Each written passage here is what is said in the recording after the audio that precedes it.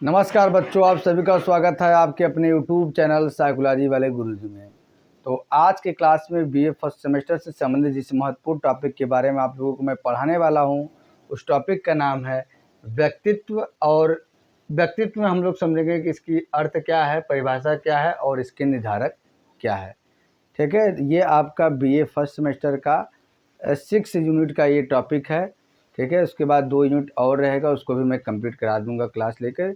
आप लोग बस जो है वीडियो में लास्ट तक बने रहिएगा और चैनल को सब्सक्राइब करके रखिए, क्योंकि जब भी मैं वीडियो डालूं तो आप पे नोटिफिकेशन मिल जाएगा।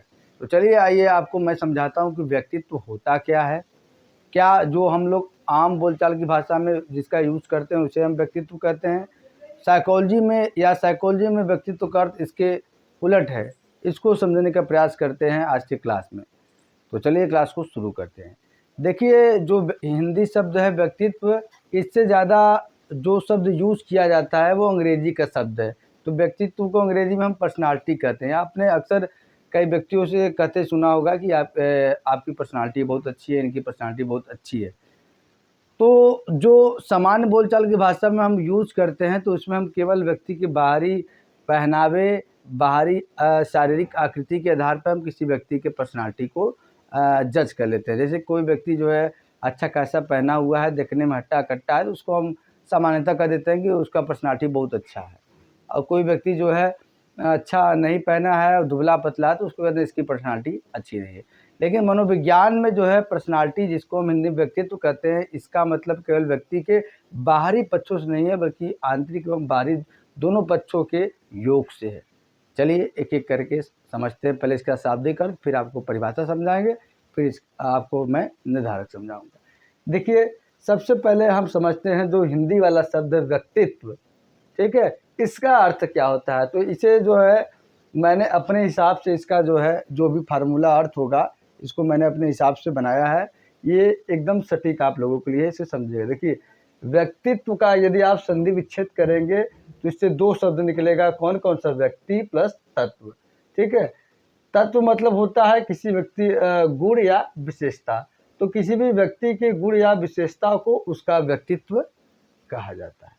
ये हिंदी वाले शब्द के अनुसार मैंने आपको व्यक्तित्व का अर्थ बताया, यानी कि किसी व्यक्ति के गुण या विशेषता को व्यक्तित्व कहा जाता है।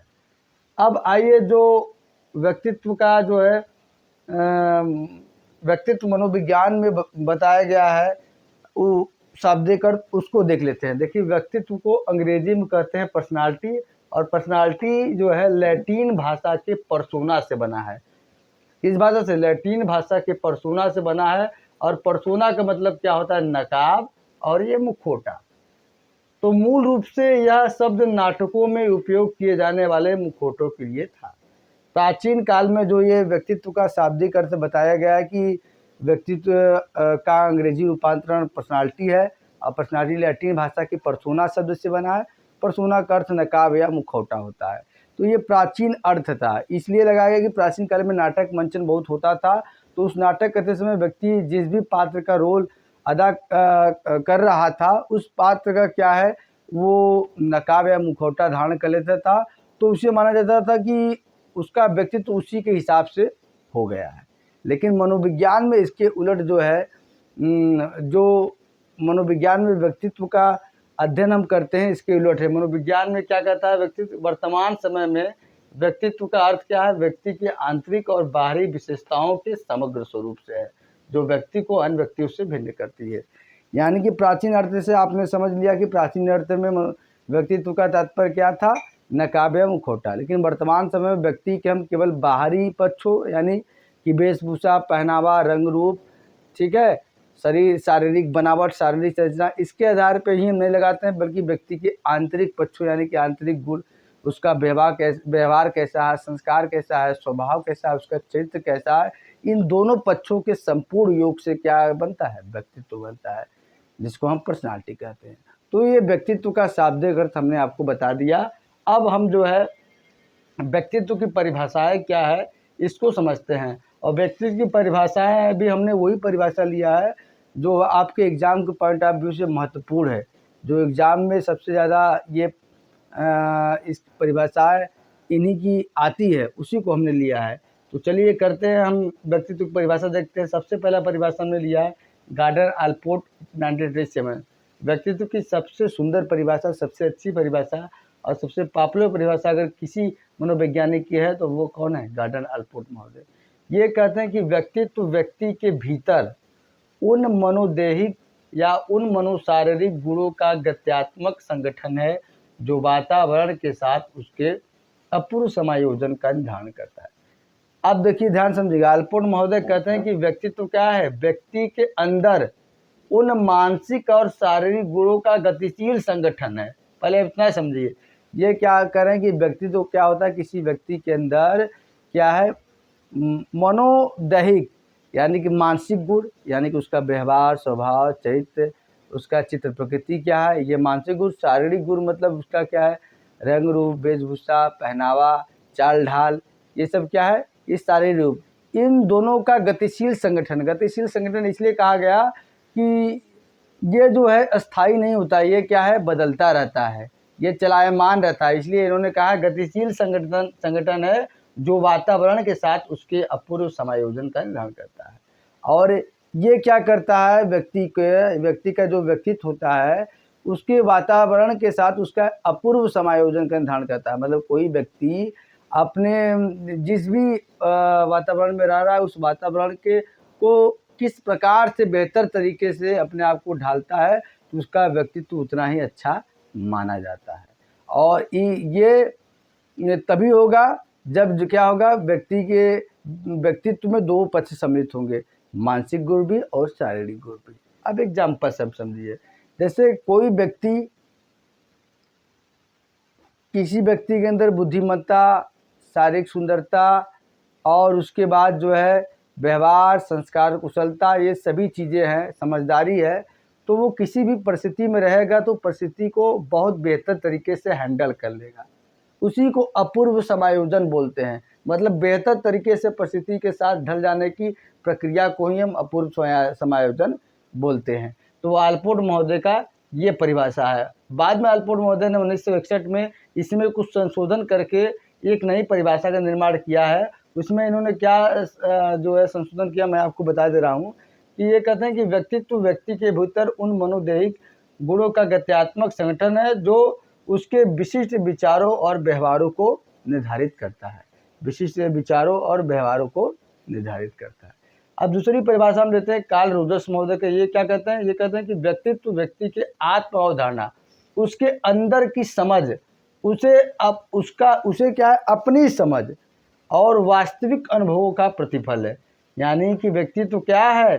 व्यक्ति की आत्म अवधारणा मतलब उसकी अपनी समझ, अपना जो है वो अपना जो वो अपने व्यक्तित्व का वो कैसे मूल्यांकन करता है वो, और वास्तविक अनुभव, फेक अनुभव नहीं, वास्तविक अनुभव जो उसको हो रहे हैं, इन दोनों चीज़ों का क्या है? मिक्स रूप ही व्यक्तित्व है। यानी कि किसी भी व्यक्ति के व्यक्तित्व का निर्माण कैसे होता है? देखिए, वो अंदर से क्या अपने बारे में सोचता है, उससे प्लस जहाँ वो रह रहा है वहाँ पे जो भी उसे रियल अनुभव मिल रहे हैं, इन दोनों के सम्मेलन से क्या है? उसके व्यक्तित्व का निर्माण हो जाता है। ठीक है, इसी को हम व्यक्तित्व बोलते हैं। आइए, तीसरा हमने लिया है जेबी वाटसन, जिनको आप जानते हैं ये व्यवहारवाद के जनक है। ये कहते हैं कि व्यक्तित्व व्यक्ति के सीखने के अनुभव और पर्यावरणीय प्रतिक्रियाओं का योग है। ये इन्होंने क्या कहा कि किसी भी व्यक्ति का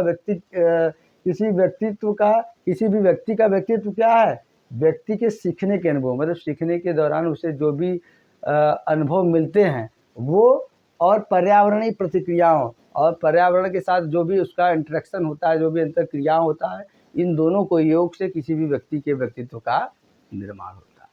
तो ये परिभाषा कुछ थे। अब आइए हम जो है देखते हैं व्यक्तित्व के निर्धारक क्या होते हैं, जिसको डिटर्मिनेंट्स ऑफ पर्सनालिटी बोलते हैं।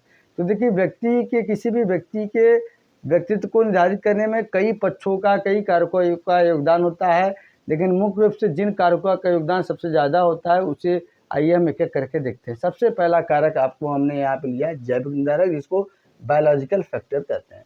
जैसे ही जैविक निर्धारक की बात है, आप समझ लीजिए कि जो जन्म से बच्चे के अंदर गुण प्राप्त होते हैं, या चाहे वो शारीरिक गुण हो चाहे वो मानसिक गुण हो, उसे हम जैविक निर्धारक बोलते हैं, या जो पीढ़ी दर पीढ़ी माता पिता से ट्रांसफ़र होते हैं गुण जीन के माध्यम से, उसे ही हम क्या बोलते हैं, जैविक निर्धारक। जैविक निर्धारक मतलब जन्म से ही बायोलॉजिकली जो प्राप्त है बच्चों को शारीरिक या मानसिक गुण, उसी को हम जैविक निर्धारक बोलते हैं। और इसमें पहला क्या है, आनुवंशिकता। आनुवंशिकता जानते हैं आप क्या होता है कि माता पिता से जो है बच्चों में जो प्राप्त गुण होते हैं, ठीक है, जीन्स के माध्यम से, उसी को हम आनुवंशिकता बोलते हैं। इसमें क्या होता है, देखिए शारीरिक गुण भी प्राप्त होते हैं, मानसिक गुण भी प्राप्त होते हैं। शारीरिक गुण में किसी व्यक्ति का रंग रूप, शारीरिक संरचना और उसका जो है नैन नक्श, ये सभी क्या शारीरिक गुण में आते हैं। आपने कहते सुना होगा कि बहुत लोग कि ये जो है अपने पापा को गया या मम्मी को गया है, इसका सर इसको पड़ा है, इसका जो है आँख इनको पड़ा है। ये तो यही क्या है, यही आनुवंशिकता है।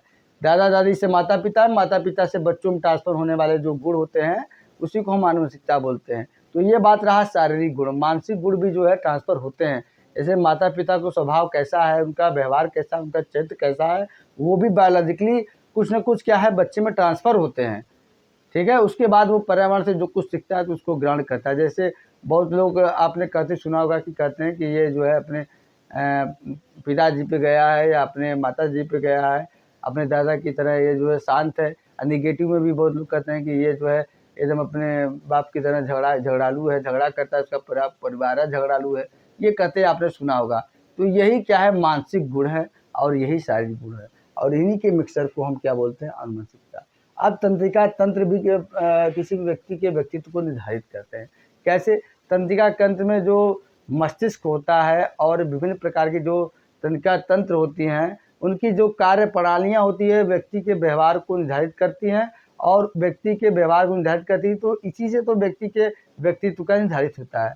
जैसे कोई व्यक्ति जैसा व्यवहार करेगा, उसी हिसाब से किसी भी व्यक्ति के व्यक्तित्व का निर्माण होगा। तो मस्तिष्क और जो तंत्रिका तंत्र की बाकी जो कार्य प्रणालियाँ हैं, वह किसी भी व्यक्ति के व्यवहार को निर्धारित करती हैं और उसी से व्यक्तित्व का निर्माण होता है। तीसरा है क्या, ग्रंथियाँ जो ग्लैंड्स होती हैं मानव शरीर में, वो भी क्या है, किसी भी व्यक्ति के व्यवहार को निर्धारित करती हैं और उसी से उनके व्यक्तित्व का निर्माण होता है। जैसे ग्रंथियों मुख्य रूप से एड्रिनल ग्रंथि, पिट्यूटरी ग्रंथि और क्या है, थायराइड ग्रंथि और एक मास्टर ग्लैंड, ये सब क्या है, किसी भी व्यक्ति के व्यवहार को निर्धारित करती हैं, जिससे उनके व्यक्तित्व का स्वरूप भी वैसा हो जाता है। तो ये जैविक निर्धारक का बात रहा। अब हम समझते हैं मनोवैज्ञानिक निर्धारक, जिसको हम साइकोलॉजिकल डिटर्मिनेंट्स कहते हैं। मनोवैज्ञानिक निर्धारक समझाने के पहले आपसे एक छोटा रिक्वेस्ट है कि आपने अभी तक चैनल को नहीं सब्सक्राइब किया तो प्लीज़ सब्सक्राइब करके बेल आइकन को ऑन कर दीजिएगा, जिससे मैं इस प्रकार की वीडियो जब भी डालूँ आपके पास तुरंत नोटिफिकेशन पहुँच जाए और आप तुरंत वीडियो को वॉच करके अपने जो लक्ष्य है, लक्ष्य को पाने में जो सक्सेस जाए। चलिए आइए समझते हैं मनोवैज्ञानिक निर्धारक क्या होता है। मानसिक निर्धारक यानी कि साइकोलॉजिकल डिटर्मिनेंट्स, ये क्या होता है, सबसे पहला इसमें क्या होता है, सीखना। सीखना किसे कहते हैं, तो देखिए सीखना ये होता है, मनोवैज्ञानिकों ने बताया कि जो किसी भी व्यक्ति के व्यक्तित्व बनता है, वो सीखने से, जैसा वो चीज़ों को सीखता है वैसे वो बनता है। इन्होंने बताया कि किसी भी व्यक्ति के जो व्यक्तित्व होता है, वो उसके अनुभव और पर्यावरण की प्रतिक्रियाओं का योग होता है, ठीक है। और प्रेरणा क्या है, प्रेरणा जानते हैं किसी भी व्यक्ति का व्यक्तित्व जो है, वो किसी भी कार्य को करने के लिए तभी मोटिवेट होगा जब उसे क्या है, प्रोत्साहन अपने घर परिवार से मिले या तो बाकी लोगों से मिले, तो उसी हिसाब से क्या है, उसका व्यक्तित्व भी बन जाता है। अगर किसी परिवार में किसी व्यक्ति को प्रोत्साहन हर चीज़ के लिए ज़्यादा मिलता है, तो वो अच्छे से क्या है, चीज़ों को मैनेज कर लेता है और उसका व्यक्तित्व भी उसी हिसाब से बन जाता है। अभिरुचियाँ यानी कि कह रहे व्यक्ति को जिस भी क्षेत्र में रुचि है, जिस भी क्षेत्र में उसका जो है पसंद का है, वो क्या है, उसी क्षेत्र में जाता है, उसी क्षेत्र को पाने के लिए प्रयास करता है, जिससे उसके व्यक्तित्व का निर्माण भी वैसा हो जाता है। जैसे एक पेंटर है तो उसका रुचि क्या है, पेंटिंग के क्षेत्र में है, तो वो पेंटिंग करना पसंद करता है, तो उसे उसका व्यक्तित्व भी उसी हिसाब से हो जाता है, लोग उसे एज ए पेंटर के रूप में जानते हैं। तो ये मनोवैज्ञानिक निर्धारक हुआ। तीसरा सामाजिक निर्धारक, ऐसे निर्धारक जो समाज से संबंधित होते हैं, ये भी किसी भी व्यक्ति के व्यक्तित्व को बनाने में बहुत ही महत्वपूर्ण रोल अदा करते हैं। जैसे सबसे पहला परिवार, परिवार किसी भी बच्चे की प्राथमिक पाठशाला होती है और परिवार से बच्चा बहुत कुछ सीखता है। अब परिवार में जो है परिवार का माहौल क्या है, माता पिता कैसे बच्चों का ध्यान दे रहे हैं, कैसे संस्कार परवरिश मिल रहा है, ये सभी भी किसी भी बच्चे के व्यक्तित्व को निखारने में बहुत ही रोल अदा करते हैं। यदि परिवार का वातावरण ठीक नहीं है तो बच्चा का व्यक्तित्व क्या है विकृत हो जाता है। दूसरा, मित्र समूह। बच्चा जब बड़ा होता है, विशेषकर किशोरावस्था में, वो जो है मित्र मंडली के साथ ज़्यादा रहना पसंद करता है। तो यदि मित्र मंडली उसके जो है सही नहीं होती है तो क्या है, उसके बिगड़ने के बहुत ज़्यादा चांस होते हैं, क्योंकि किशोरावस्था में बच्चे के शरीर और मन दोनों में तूफान होता है, और वो सही काम से कम अट्रैक्ट होते हैं, गलत काम से ज़्यादा अट्रैक्ट होते हैं, उनका मन बहुत चंचल होता है। तो ये मित्र मंडली भी बहुत ज़्यादा उनको जो है प्रभावित करती है, उनको बनने और बिगड़ने में उनके जो है बहुत ही महत्वपूर्ण रोल अदा करती है, और उसी हिसाब से उनका व्यक्तित्व भी बन जाता है। आपने देखा होगा किशोरावस्था में जितने भी बच्चे अपराधी हुए हैं वो किशोरावस्था में बिगड़ के अपराधी हुए हैं, ठीक है। तो माता पिता की जिम्मेदारी बनती है कि बच्चों को इस समय खास तरीके से निगरानी करें। संस्कृति, देखिए बच्चा जिस भी संस्कृति में पैदा होता है उस संस्कृति के कुछ रीति रिवाज, परंपरा, मानक, मूल्य होते हैं, और न चाहते हुए भी कोई भी जो है संस्कृति से बिना प्रभावित हुए नहीं रह सकता, और उसके व्यक्तित्व पे जो है संस्कृति का छाप पड़ता है। तो जो जिस संस्कृति में पलता पोसता बढ़ता है उसका व्यक्तित्व उसी संस्कृति के हिसाब से हो जाता है। चौथा क्या है, पर्यावरणीय धारण। मतलब हम जहाँ रहते हैं, हमारे आसपास का चारों तरफ का जो वातावरण होता है उसी को हम पर्यावरणीय धारण करते हैं। ये भी हमारे व्यक्तित्व को निर्धारित करने में महत्वपूर्ण भूमिका अदा करता है। जैसे सबसे पहले इसमें है भौतिक पर्यावरण। भौतिक पर्यावरण मतलब भौगोलिक स्थिति। हम जहाँ रह रहे हैं वहाँ पे क्या है, कैसा है, पहाड़ी मैदान है या जो समतल भूमि है, कैसा भौगोलिक स्थिति है, या सपाट मैदान है या जो है सूखा मैदान है, तो उसके हिसाब से भी लोगों की व्यक्तित्व जो है बनता है। और उसके बाद जलवायु कैसा है, गर्म जलवायु है, ठंड जलवायु है, या तो जो है वर्षा ऋतु जलवायु है, ये भी किसी व्यक्ति को व्यक्तित्व को जो है निर्धारित करता है। जैसे हम समानता मानते हैं, गर्म जलवायु में रहने वाले व्यक्ति जो है आक्रमणशीलता और जो है क्रोधी प्रवृत्ति के होते हैं, और ठंडे जलवायु में रहने वाले व्यक्ति जो है शांत और मिलनसार प्रवृत्ति के होते हैं। अब प्राकृतिक संसाधन, मतलब कि वहाँ पे जो है प्रकृति जो प्रदत्त रिसोर्सेज है वो कैसे हैं। रिसोर्सेज अगर ज़्यादा हैं तो उससे वहाँ पे रहने वाले लोग प्रभावित ज़रूर होंगे, उनमें क्या है अमीरी आएगी, जिससे क्या है उनका व्यक्तित्व भी उसी हिसाब से हो जाएगा। अब आर्थिक स्थिति देखिए, किसी भी व्यक्ति के व्यक्तित्व को जो सबसे ज़्यादा प्रभावित करता है वो क्या होता है, किसी भी व्यक्ति के जो है इकोनॉमिकल कंडीशन। ये इकोनॉमिकल कंडीशन ठीक न रहने से कई व्यक्ति क्या है अपराधी बन जाते हैं, कई व्यक्ति जो है गलत रास्ता और गलत संगति पकड़ लेते हैं, यहाँ तक कि इसी के कारण कई व्यक्ति क्या है सुसाइड भी कर लेते हैं।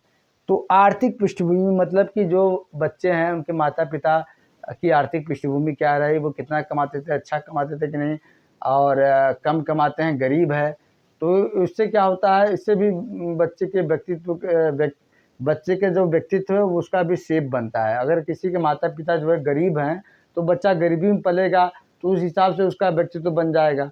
अगर कहीं जो है अमीरी है तो अमीरी में उस हिसाब से उसको सुविधाएं ज़्यादा मिलेंगी, उसका व्यक्तित्व भी उस हिसाब से बनेगा। और उसका आत्मविश्वास, ठीक है, किसी भी व्यक्ति का आत्मविश्वास जो है सेल्फ कॉन्फिडेंस है, वो उसके व्यक्तित्व को निखारने में चार चांद लगाता है। ठीक है, आप किसी काम को तब कर सकते हैं जब आप जो है आपके अंदर विश्वास हो कि मैं उस काम को कर सकता हूँ।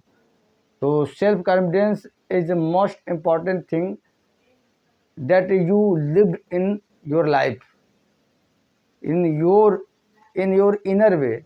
आपके अंदर जो है आत्मविश्वास रहना बहुत ज़रूरी है, तभी आप किसी चीज़ को अच्छे से कर सकते हैं। आत्मविश्वास की कमी हिंसा को जन्म देता है। हिंसा जो है व्यक्ति बच्चों को राह से भटका देता है, गलत रास्ते पे गलत संगति पे पहुंचा देता है, जिससे तमाम उसे परेशानी होती है। तो ये रहा व्यक्तित्व का निर्धारण। आज की क्लास में मैंने आपको जो है एकदम आसान शब्दों में व्यक्तित्व क्या होता है, इसका अर्थ परिभाषा क्या होता है, इसकी निर्धारक क्या होते हैं, इन सभी के बारे में जो है आपको एकदम आसान शब्दों में बताया। यदि आपको फिर भी कोई डाउट रह गया या इससे रिलेटेड कोई प्रश्न आपका हो, आप बेझिझक कमेंट बॉक्स में कमेंट करके पूछ सकते हैं। और इसी तरह का वीडियो प्राप्त करने के लिए साइकोलॉजी वाले गुरुजी को सब्सक्राइब करके रखिएगा, क्योंकि साइकोलॉजी मतलब साइकोलॉजी वाले गुरुजी। चलिए मिलते हैं नेक्स्ट क्लास में किसी अन्य टॉपिक के साथ। तब तक के लिए आपसे बच्चों का बहुत बहुत धन्यवाद। जय हिंद, जय भारत।